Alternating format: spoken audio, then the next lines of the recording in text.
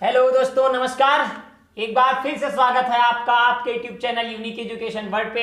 और आज का हमारा टॉपिक एक स्टोरी से कनेक्टेड है और स्टोरी है लिज्जत पापड़ की। ये तो आपने सुना होगा, पापड़ तो आपने खाई होंगे। आपको बता दें, कंपनी लिज्जत पापड़ की भी है जो 1959 में शुरू हुई थी। अच्छा, आप एक नॉर्मल बात बताइए, अगर कोई महिला बॉम्बे में रहती हो, अचानक उसके पति की डेथ हो जाए या एनी वे उसके घर में कोई ट्रेजिडी हो जाए या कुछ ट्रेजिडी ना हो, घर में खाना बनाने के बाद खाली हो जाती हो और 7-8 महिलाएं बैठ के गपसिप करती हो, तो क्या हो सकता है? इसका कोई ऑप्शन तो निकल नहीं सकता है। मैं बात करने जा रहा हूं छगनलाल पारीक। ये तो एक हेल्पर है जिन्होंने हेल्प किया था, जिन्होंने इस कंपनी को स्टार्ट किया था। जसवंती बेन, बहन जी कहा जाता था इनको। जसवंती बेन 1959 की बात है। 1959 में 7 महिलाओं के साथ एक बिजनेस को स्टार्ट करने की बात सोच रही थी कि हम लोग 2 घंटे खाना बनाने के बाद खाली हो जाते हैं, कोई काम नहीं बचता है, तो हम लोग कुछ ऐसा क्यों ना करें कि हम अपनी आर्थिक स्थिति को सुधार सकें। और जो 7 महिलाएं थी उसमें से कुछ के पति नहीं थे, कुछ के पति थे जो बहुत मिनिमम पैसे कमाते थे, जिससे घर का खर्च ठीक से नहीं चल पाता था। ये लोग बॉम्बे में किराए पर रहते थे। बड़ी समस्याएं आती थी, आए दिन भूखा सोना पड़े, कभी कभी 2-2 3 दिन तक खाना ना मिले।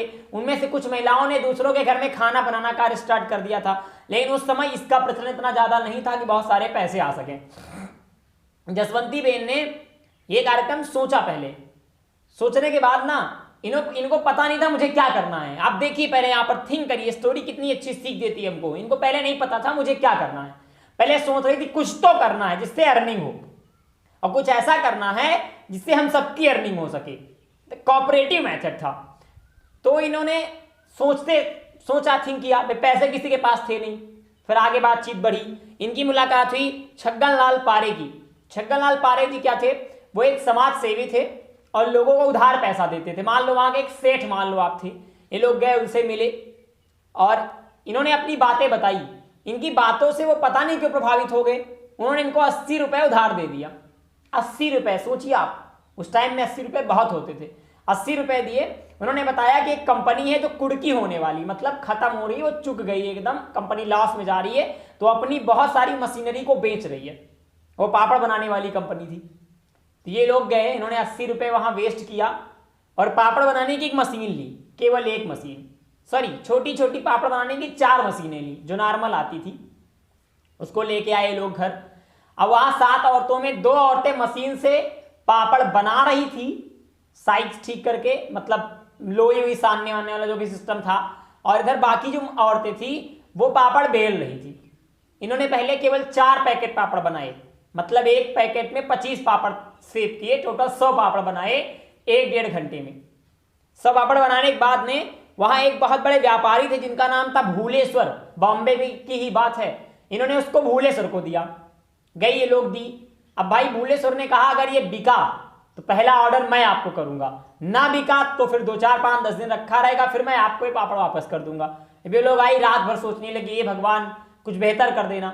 ये आपको पता ना, कोई काम अगर बहुत शिद्दत से करिए आप ना, तो उसको सफल बनाने में कायनात आपके साथ लग जाती है। और गॉड तो हमेशा आपकी मदद करना ही चाहता, बस आप पहले अपनी मदद खुद करना चाहो। जब अपनी मदद आप खुद करोगे ना तो भगवान आपकी मदद करेगा, और आप खुद अपनी मदद नहीं करोगे ना, भगवान कद्दू कुछ नहीं करने वाला है। बात समझ में आ रही है? भाई इनका पापड़ बिका। अगले दिन 4 के चारों पैकेट एक दिन में सेल हो गए।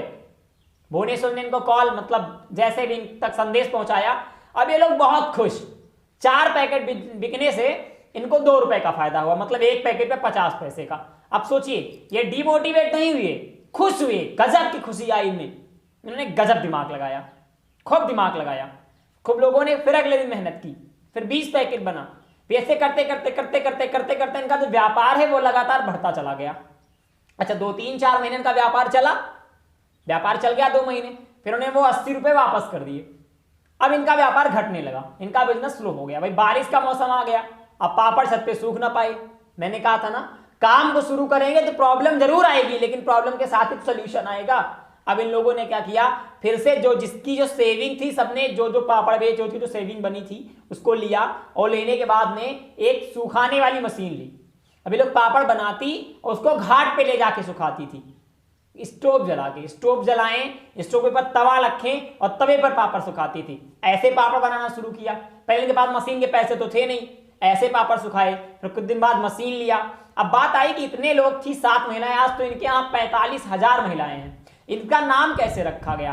पहले इन 7 लोगों ने वोटिंग की, अपने अपने हिसाब से पापड़ का नाम एक पेज में रख के दिया।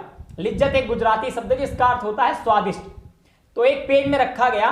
पेज में रखने के बाद एक औरत थी धीरज बेन रूपा रेल, उसका नाम था धीरज बेन रूपा रेल, उसने लिज्जत नाम रखा। ये सबको बड़ा पसंद आया, उसको इसके लिए 5 रुपए का पुरस्कार भी दिया गया था और फिर ये नाम लिज्जत नाम रखा गया।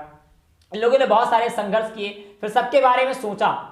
देखो, थिंक अबाउट इट, सोचा 80 रुपए की कंपनी आज 180 करोड़ पर मंथ का टर्नओवर करती है, 180 करोड़, और 45,000 महिलाएं यहां काम करती है। इनका रूल है कि लिज्जत पापड़ की बस महाराष्ट्र के आसपास छोटे छोटे गांव तक जाती है, वहां से औरतों को लेती है, औरतें बस में बैठती हैं और कंपनी आती है। लिज्जत पापड़ की जो कंपनी है वहां से लोई ले जाती है, आटे की लोई लिज्जत पापड़ की कंपनी में ही बनाई जाती है, उसे दी जाती है। उनको बेलन दिया जाता है, पीढ़ा दिया जाता है, बनाने का सारा सामान उनको दिया जाता है, उसको लेके जाती हैं घर में बनाती हैं, बना के शाम को वही बस अगले दिन फिर आती है मॉर्निंग में।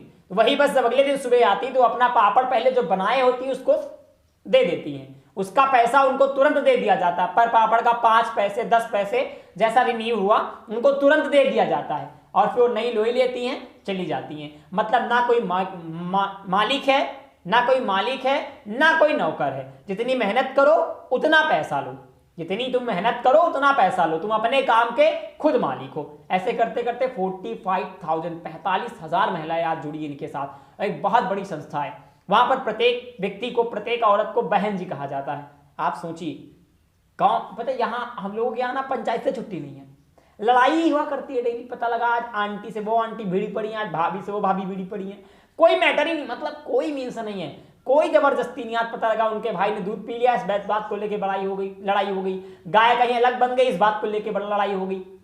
अगर किसी ने सोचा भी ना, मैं सोच रही हूं कुछ करूं, तो 6 लोग बताएंगे का करियो, का रखा करेगा, का फायदा, हस्बैंड का कमाई नहीं पूरा, भाई तुम्हारे कमाई का हो। मतलब हमारे चीज का एक इशू निकाले पड़े रहते हैं, कुछ बेटर नहीं कर पाते।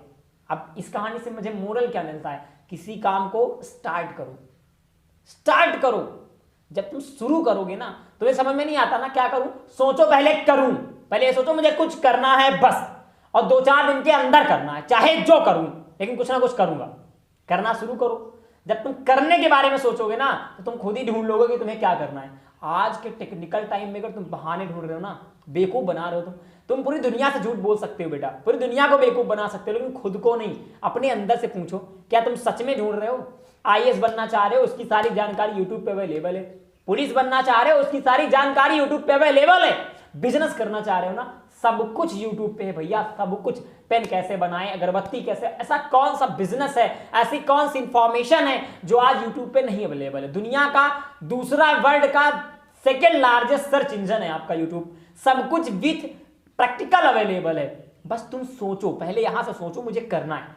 अच्छा, करना शुरू करोगे, पैसे कहां से आएंगे? फिर भी दूसरी बात, बेटा इतने पैसे तो है ना, 10-20 रुपए लगा के स्टार्ट करो, थोड़े थोड़े फायदे लो। पैसा ना आएगा ना, पैसा खुद आएगा। कुछ ऐसा काम सोचो जिससे समाज को फायदा हो। अगर तुम्हारे किसी काम से सोसाइटी को तनिक फायदा हुआ तो तुमको इतने पैसे मिलेंगे ना, तुम कभी नहीं सोच पाओगे, कभी सोच ही नहीं पाओगे। और तुम सोचो कि आज काम शुरू करो, कल तुम करोड़पति बन जाओ, परसों नहीं बनोगे, दूसरा काम बदल दोगे, कभी नहीं बनोगे, कभी नहीं बनोगे। तुम करोड़पति क्या, लखपति भी नहीं बन सकते हो। Think about it. कुछ भी करो, ये इंपॉर्टेंट नहीं बेटा कि तुम खूब पढ़ ही लो, इंपॉर्टेंट ये है कि जो तुम आज कर रहे हो उसमें बेस्ट दो। बस आज बिजनेस कर रहे हो, बेस्ट दो। आज तुम पढ़ाई कर रहे हो, बेस्ट दो।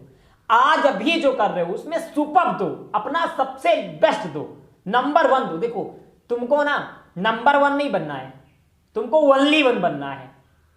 सबसे अच्छा कर लेते हो ये नहीं बनना है, तुमसे अच्छा कोई नहीं कर पाता ये बनना है। मैं उनकी तरह करता हूं, नहीं, पूरी दुनिया मेरी तरह करेगी। कुछ ऐसा थिंक अबाउट, और सोचोगे तो पक्का निकाल लोगे। हर चीज निकलती इस संसार में। थिंक अबाउट, यहां से सोचना। आज बैठो, अभी बैठो, तुरंत सोचो मुझे क्या करना है। एकदम फ्री हो, एकदम खाली हो, यूट्यूब पे 100-200 वीडियो देख डालो। सोच लो आज तुम बैठ के, पूरा डाटा यूज कर डालो आज हमें क्या करना है और क्या करना चाहिए, मैं क्या कर सकता हूं, मेरी पोटेंशियल कहां तक है, मैं काम कर सकता हूं, पता है दुनिया में डिसिप्लिन नहीं भाई, दुनिया परेशान है यार। हर व्यक्ति अपने पैटर्न को नहीं चेंज करना चाह रहा, पैटर्न सब जेल में बंद है। कोई 7 बजे सो रहा ना, वो सोच रहे हैं 7 बजे से बजा 6 बजे सो, साहब ही नहीं भैया। कोई इंसान ना आज के टाइम में 5 बजे उठने को तैयार नहीं है। अगर वो 8 बजे सो रहा है, 8 बजे उठ रहा है, सोच रहा है 8 ही बजे उठूं, उसका तो पैटर्न है खाना खाने का। कुछ लोगों ने तो खाना खाने तक का टाइम सेट कर रखा है, 11 बजे खाना, 9 बजे नाश्ता, ये वो ना एक पैटर्न बना दी, जिंदगी को ना एकदम टीवी सीरियल कर दिए हैं, टाइम टू टाइम सब कुछ टाइम टू टाइम, और फिर वो उनको लगता सक्सेस है।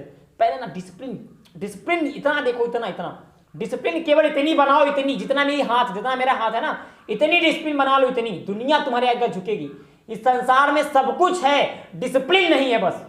कोई इंसान अपने आप को डिसिप्लिन नहीं करना चाह रहा, दूसरों को ज्ञान बांटेगा, दूसरों को टाइट रखना पसंद करेगा, दूसरों को चिल्लाना पसंद करेगा, दूसरों को हड़काना पसंद करेगा, लेकिन खुद को डिसिप्लिन कभी नहीं रखेगा, अपनी कमियां नहीं निकालेगा। अपने अंदर झांको, अभी झांको, तुरंत बनाओ एक डिसिप्लिन, एक मेंटेन करो। आज सोचो, अभी सोचो, और कमेंट बॉक्स में बताना जरूर कि तुम क्या सोच रहे हो। अगर आपको किसी और की स्टोरी सुननी है तो आप बताइए कमेंट बॉक्स में, मैं ट्राई करूंगा आपको मैं एक से एक महापुरुषों की जीवनी ला के दूं, जो अपने जीवन में बहुत गरीबी से अमीरी तक गए हैं और गहरी सफल भी हुए हैं, और लगातार ऐसे महापुरुष उत्पन्न हो रहे हैं। क्या पता उनमें से आप एक हो, कल मुझे आपकी जीवनी बनानी पड़ जाए, व्हाई नॉट, क्यों नहीं हो सकता है। आप करना तो शुरू करो, आज आप मेहनत करो, हो सकता है कल मैं आपकी जीवनी बनाना शुरू कर दूं। मिलते हैं फिर अगले वीडियो में। जय हिंद, जय भारत।